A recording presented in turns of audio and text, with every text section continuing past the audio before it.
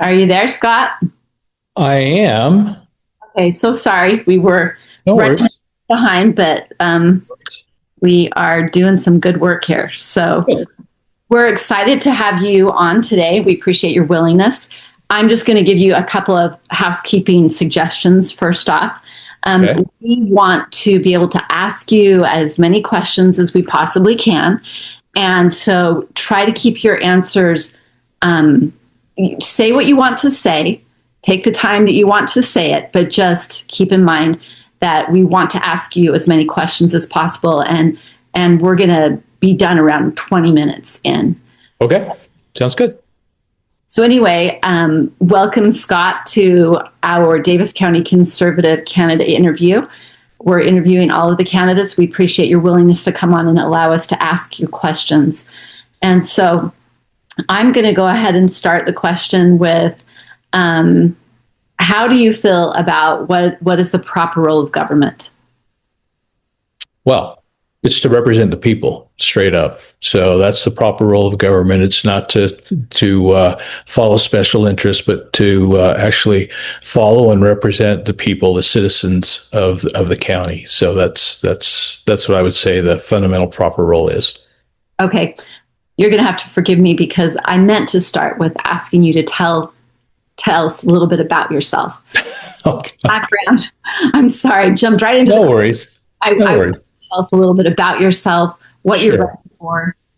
So my name is Scott Fletcher. I'm running for Davis County Commission seat A.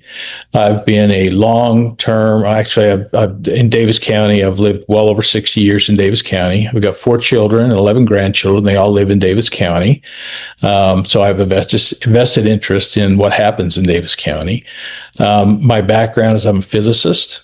And so I have run very, very large programs, not only as a chief scientist and chief engineer, but also as a program manager, which means I have had profit and loss responsibilities.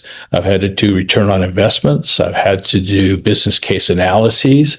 I've had to lead large organizations. And so I want to bring those skill sets fundamentally to this position. I want to bring fundamentally the business part of knowing how to do that. I'll tell you this, I'm not a politician. I'm an engineer, a physicist, and a program manager. I know how to run businesses. And that's really what I want to bring, along with transparency, with the ability to pull the citizens in to decision making, as opposed to what we're doing today, which is often after a decision's made, we're asked to give input and it just doesn't ever happen. So I want to do away with that completely. Okay, yeah, I love that. It's really frustrating to go to meetings where citizens don't have any input. We just go there and we listen, and that's really aggravating. I think that a lot of elected officials look in or get in an office and they look at the people who got them there as just people who have no idea about what is going on. So that's a very frustrating experience. So I would like to follow up my question, and then I'm going to go to Peter. Okay. What are some of the shortcomings that you see with the current county commission? Well, first off, I don't think they're unified. And that's one. Two is that we need back to this idea of listening to citizens, right? So I don't think currently they're taking the input from the citizens and then finding a way to do it. I would like to propose something called what I call citizen committees. So I would bring in people from around the county into meetings and bring experts in to kind of give them the data. I'm very data driven in terms of trying to make hard decisions. So I would bring in those experts, give them the data, and let them present those to the county commissioners. And right now, I just have the feeling that our county commissioners are driven more by special interest in their own interest as opposed by what the citizens really want. And so that would be a fundamental thing that I would try to bring to the table to represent the citizens. I also think that we lack in our county commission someone who really has the tenacity, the experience base of running a business and knowing how to make good decisions and using data analytics to make those decisions, and then bringing those to the table in terms of data to the citizens to help us kind of move forward. To think that the county commissioners have all the answers is just not right. Right. Let's use the capabilities we have across the county to help us make decisions, present what we call business case analyses, 3 or 4 that we can evaluate based on the data and then move forward. Okay, thank you. Peter, go ahead. Scott, I'm very Hi, Peter. nervous. How are you? I'm doing well. Nice to meet Good. you here. Good. I'm very nervous about spending in the county. I believe that there are only 2 reasons that government spending should increase. One is to cover the cost of actual inflation. Nothing much you can do about that. You got to pay the new prices. The other would be to cover the cost of growth in your population. None of our governments that I can observe are limiting themselves to growth and inflation. Instead, they increase the amount of spending more than that. I don't know if you're gutsy enough to stop that. I don't know if you're willing to stand up and tell departments in the county, no, you make a good business case, you make a good data-driven argument, but we're not going to spend more than inflation and growth in the county. So how do you do that? So, a great question. So this is the way I've done it in the past. So I've run very, very large multi-billion dollar contracts for the government. Okay. So what happens is you have a budget and you build what they call a work breakdown structure against that budget, and then you live by that budget. Right. So hold on. Sorry, somebody at the front door. So anyway, you live by that budget. Right. And so what I would do is there's a couple of real key things I would do. Number one, it would be to relook at the entire government that we have in the county, establish charters for each one of the sections, whatever section it be in the government, and use that charter and then a specific budget against that charter. So you have to live within that budget, number one. So that would be kind of restructuring how we do our government up front by looking at what we have available to go do that. That's one. Two is I think we can look for efficiencies. We can look for efficiencies across cities. We can look for efficiencies across the county and run that way. In terms of spending, which is a key question here, is that, in the past, they used all the COVID money to drive cost into things like, the sports complex and the dog pound and so forth. I mean, there's others that are out there, right? But they didn't take into consideration the strategic view. And that's the key here, is taking a strategic look, because there's recurring costs associated with all those facilities, right? There's an upfront cost and there's a recurring cost. And so if you don't look at that strategically and what the impact is going to be across the county. Now, with that being said, if you do put something like a sports park in, and I'll go back to my return on investment, we don't have a good plan to be able to make that a profitable way to move forward. So that's what we've really got to try to do is take a hard look at the government.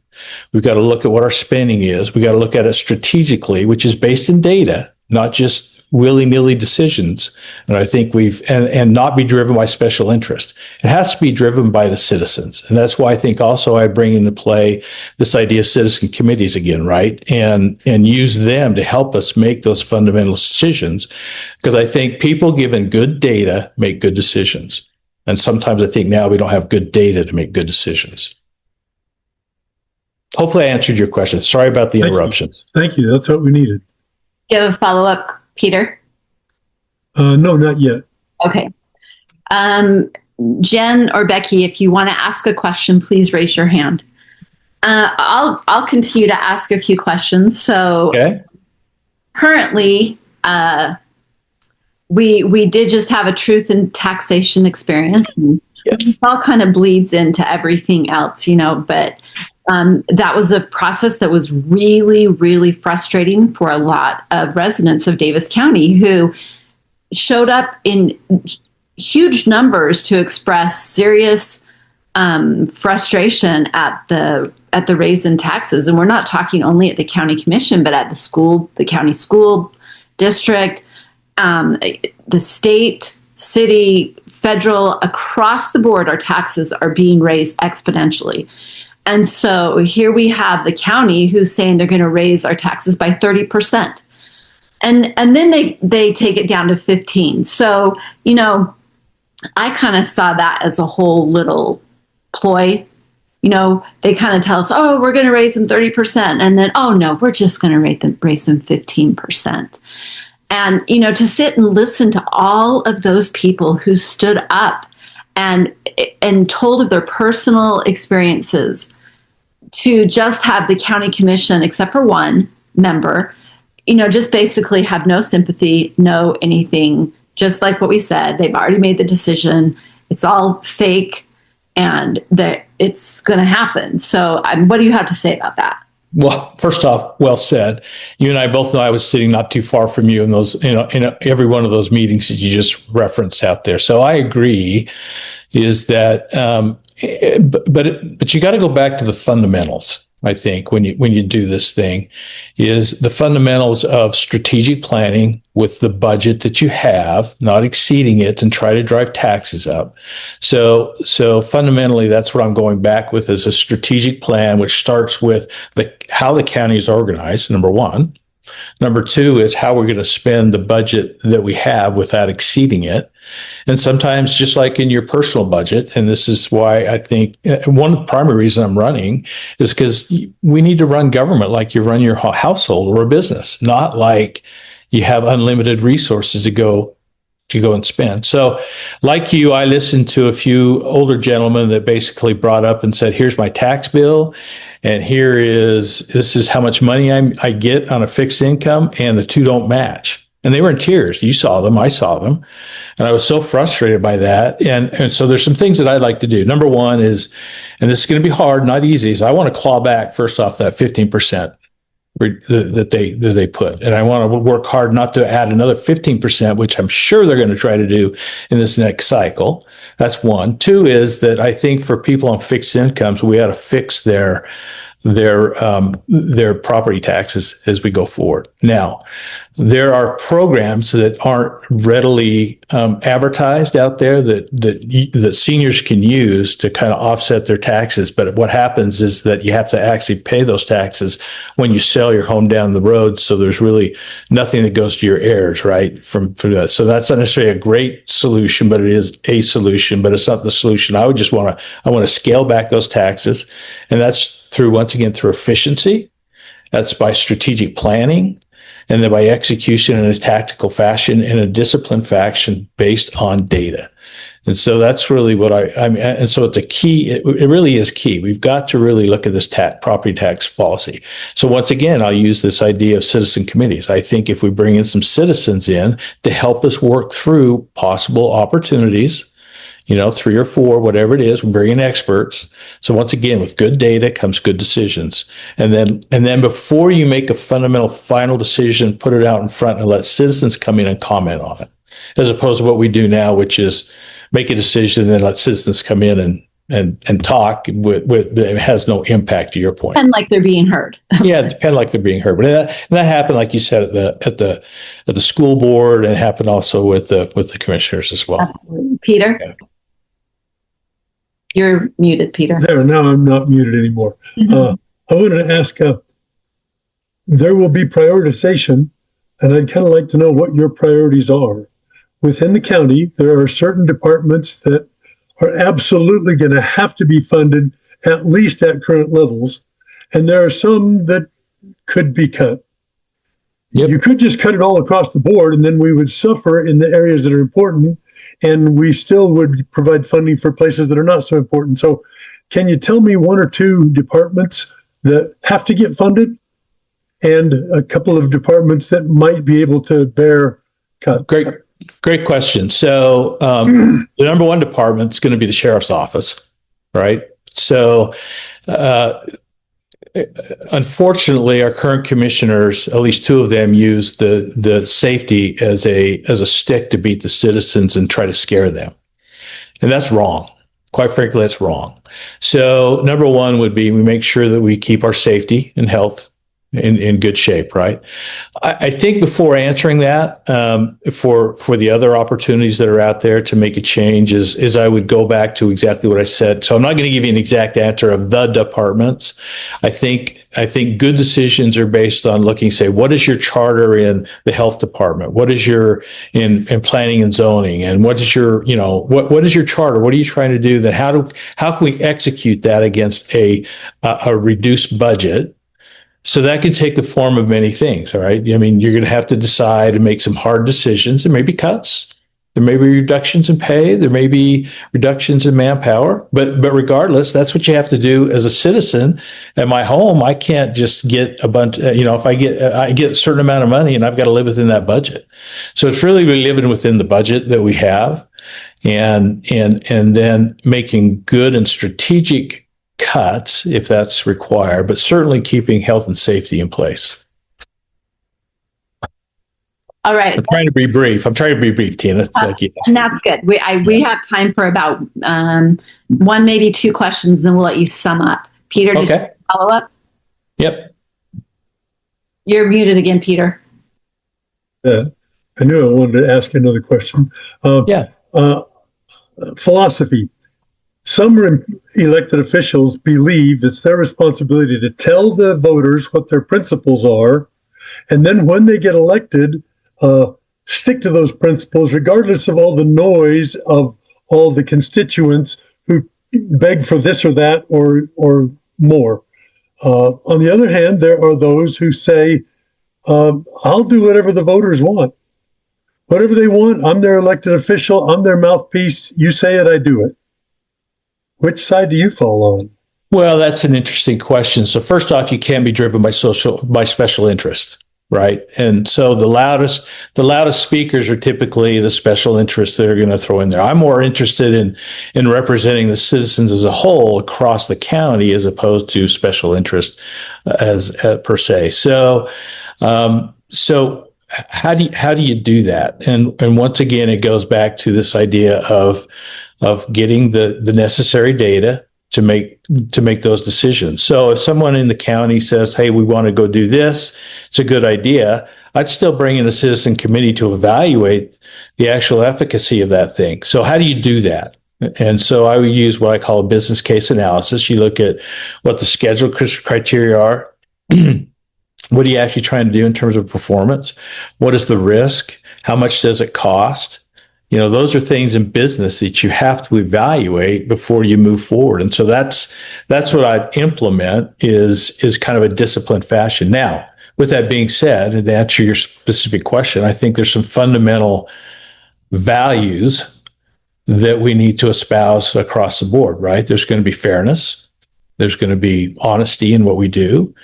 And you also have to have the tenacity. You have to have somebody in place with the tenacity to see it through. And I would say that I've got probably more experience than anybody that's running in terms of running business. Absolutely more than, over 40 years of experience and the tenacity to make something happen. And so that's what I really want to bring to the table is not only the experience and how you do things, but also the tenacity to make them happen and actually represent the citizens of the county and not just the special interest. PIDS is a good example. I don't know if you're going to ask that question. I'm 100% against PIDS. I've been up on the Hill with Jen Brown trying to fight that thing. It's really, it's troublesome. It's very troublesome. It's taxation without representation. And we've got to get away from that. Yeah, absolutely. I'm glad you brought that up. Brian, go ahead. I was going to ask about PIDS and what you felt about them, but you've already addressed it. Yeah. I am hard against PIDS. I've been lobbying against it on the Hill, as well as, calling all the senators and all the congressional members, trying to get them to. But once again, that's a special interest that's going to drive a double tax for folks to get. And it's also, and the most troubling thing for me is the taxation without representation, quite frankly. I mean, it's just, they can come along on a property that's next year and do whatever they want. Yeah. And their board members or whoever they want, they're not, the citizens aren't being represented at all. That's wrong. I'm going to give you an example that I just learned about, and then I'm going to ask you about government overreach, or especially state government overreach, and how you would deal with that. But let me tell you about the example I just learned about in Brigham City, west of Brigham City, right as you come to the entrance onto the freeway on that main Brigham City entrance. There is a 10-acre lot that was formerly a farmer's ground where he, grew food. That was. I guess he sold it to the Boyer Group, and the Boyer Group put 3 PIDs on that property, on this 10-acre plot of property. They then put down a 9-acre pad that they were going to build a building on. But then they realized that they didn't have power. Brigham City was not going to get the power to them. And so they ended up abandoning the project. So who now is going to pay, for that? And the land now is it's going back to the farmer, but now he has this 9-acre cement pad that he now cannot farm on, and has to incur the expense to move that basket. Yeah. It is incredible. So go ahead. But my question is, and it kind of deals with the same thing, is government overreach. How are you going to push back against the state government making decisions for cities and counties, again, where there's no accountability most of the time, or passing on the cost to the city and the county, like high density housing, the homeless shelter? Right. So it's a great question. So let me, so I went up to the Capitol building and I talked to Trevor Lee. And I said, Trevor, how many of the Davis County commissioners have come up to you and asked you to help in trying to defeat some of these things? You know what his answer was? 0. Now, he's seen from the mayors, but he has not seen from the Davis County commissioners. So to answer your question directly, what we need to do as a Davis County is we need to leverage the cities and other counties when there's policy that's being put in place, like PIDs, to go back and fight it as a group. I'm not suggesting the city and counties group. This is actually the actual commissioners get together, they pull in the cities, and you have an active plan to go move that forward. So just as an example, so I spent 11 years of my career flying back and forth to Washington, D.C. as kind of a special, I'm not sure exactly how to put it, a special envoy to the SAC, to the Senate and House Authorization Appropriations Committees, both professional and elected, and as well as the congressional members. And the purpose is try to bring really hard technical issues to the table and be able to demonstrate how they, if it was beneficial or not to our country, right? So it's in the same vein. You got to bring people together to go fight these things. What happens are tried at the state level. Sometimes they try to segregate us on the case of PIDs or just zoning and planning that they forced on us for a lot of these high-rise, high-density buildings, is that we need to pull those people together and go to the Capitol as a group, right? And then say, do that, and you risk not getting elected next time. I mean, let's just be blunt. I mean, I don't like tap dancing around stuff. You'll find that about me is I'll say what I mean and I mean what I say, and I'm pretty straightforward with what I say. And so that's what I would suggest that we do is, but you got to have people that know how to bring people together. Number one, have the tenacity to bring them together, have a good strategic plan to move forward with, to make it to either defeat something or to put something in place that's beneficial. One example would be economic development across the county, for example. So we need to leverage Hill Air Force Base. Their supply chain is from all over the country. Why don't we bring it closer? They love it. We love it. It brings good jobs here. Doesn't necessarily. I'm not talking about. Data centers where they use high water con. This is actual production level kind of jobs where people have management jobs. They have production jobs. They have leadership jobs. All the kinds of jobs that you can think of to go do that, which builds an economic infrastructure, which helps our county. So we don't have to have these high-rise buildings in there. People can afford now homes, right, on decent-sized lots moving forward. So bottom line is, I think we need somebody with not only tenacity, but the know-how on how to bring people together to go make that happen. I think I bring that skill set in spades. I love the fact that you want to lobby on behalf of our county, but also other counties. And it sounded like you wanted to leave out the Association of Counties. That's correct. Love it. Yeah. Yeah, that is absolutely correct. I'm not sure that, that's a national organization. Yeah. All politics are local politics. We ought to be doing what's right for the citizens of Davis County, not for what the citizens of, Washington State or whatever state you want to get. We need to represent our citizens that are here in the county. I think that a lot of elected officials are a little bit intimidated by lobbyists because the lobbyists kind of make them feel like they're clueless and they don't know. And then they're also promising them things. But I think the problem with looking at a legislator right now, or a lot of people in elected office, and saying, hey, if you do this, we're going to make sure you don't get reelected. I totally believe that is a totally valid thing, but the problem with it is that they have stacked the deck in their favor hugely. For example, filing deadlines, the beginning of January, when no one's thinking about anything like that. They have signatures that they can get to the primary ballot where it's all about money. It's not about the interest of the people, delegates who can look at them in the face and say, this, are you going to be accountable? So they've removed that accountability. They've got mail-in ballots where there's lots of concern about honesty in the election, in the electoral process, in the ballot counting process, illegals voting. So many problems that they stack the deck in their favor. It's like impossible to get an incumbent out of office. So that's one of the things we have against us. Okay, I'm going to go ahead and give you the last word. Well, if I could just address that very quickly, then I will kind of give a real quick overview of kind of my platform, if you will, right? So I agree with everything you just said, but the only way that's going to happen is if we band together and move forward. And I think not only that, but then the whole idea of the citizen committees to be educated on what the real impact is. I think apathy is a real problem for us, and we've got to get by that. So I've worked with John. I'm an advocate of what John talked about in terms of having a newspaper or a newsletter or something that goes out that does everything from saying, this is what the judges have voted on, and here's what they've put in.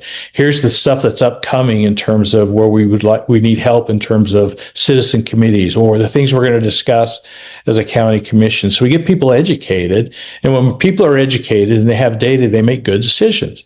And that's the way you also build the cohesiveness amongst the counties and the cities to go fight what you're talking about, that you just talked about. I'm trying to be brief here, but I agree with what you're saying.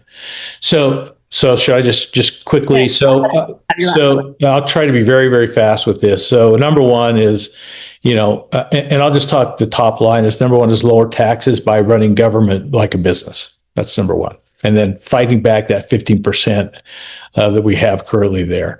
I think we need to have fair and transparent property taxes as well, which I'm not sure that we have of exactly how those things are being put in place. I think we need a smart countywide planning and zoning, which is strategic. And many times we don't think strategic. We just think, I got some money from COVID, let's go do something, right? That's not strategic planning at all.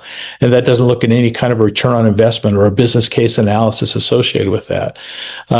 I would really like to preserve green space. I'm seeing a real falling away from green space, especially around these large multi-level apartment complexes. I'm really concerned. Some of them are right on the road. I'm worried about kids getting, there's got to be some green space that's associated with that.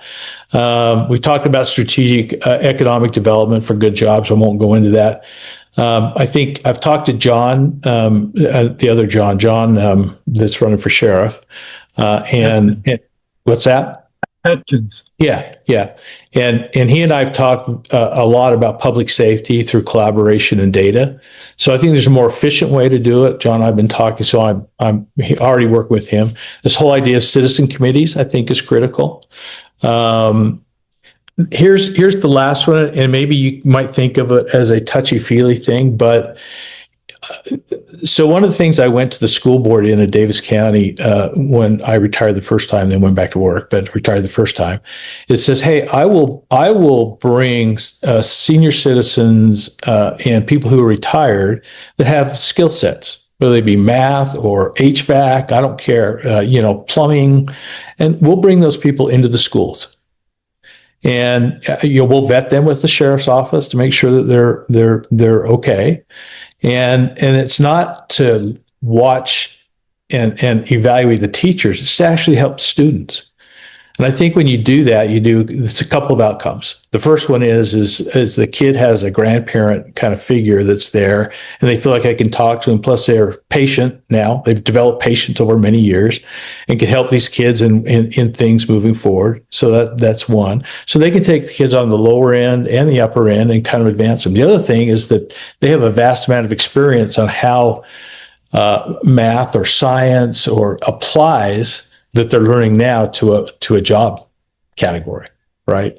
So they actually do that life cycle look across it. So it's something, it really brings real world experience to the classroom and really helps them. Anyway, that's a more of a touchy-feely one, but that would be something I'd like to do as well. Thank you for your time. You're muted, Tina. Trying to keep myself not interrupting. So we really appreciate, the time that you. Oh, can I just throw in one other thing, just really quick? I am not gathering signatures. That's a very, very. So two of the four are gathering signatures.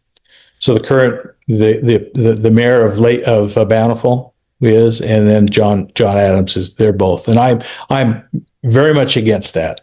And they'll tell you that, well, the state tells you it's okay. My response is the whole purpose of the caucus system is for people to elect people in their neighborhoods. They're going to actually go out and do the due diligence to evaluate candidates moving forward. And when you don't do that, then you ran into complacency. And I think that the caucus system and voting at the caucus or at the convention to put people in place is absolutely the right thing to do. I will not gather signatures. Sorry, had to throw that in. I'm so glad you did, because we all feel as strongly about that as you do. We don't want candidates getting into office to be about money, because then a lot of deception comes into the picture. And we want Mr. Smith to be able to go to Washington. That currently, as it stands, no one has a chance when you're running up against big money. So, anyway, we really appreciate you, Scott, taking the time to be with us this afternoon on Valentine's Day. Yeah, thank you. And we appreciate your willingness to run for office. That's never an easy thing, and we need more people who are willing to run. It's very disconcerting when we have people literally walking into office because there's no one to run against them. I somewhere in my quotes, I have a quote by Thomas Jefferson that says, someday you're going to realize you literally have your inferior, I think he used the words, idiots ruling over you. And, I don't mean to sound rude or anything, but I go up to the legislative session, I sit in those committee meetings, and I look at some of those legislators, and I know they don't have a clue about the current topic at hand, and they're voting on things that they don't understand. And so it's very concerning. So thank you again for taking the time to be with us. And thanks, everybody. And anyway, I'm going to stop the recording right now. All right, great. Thank you, Scott.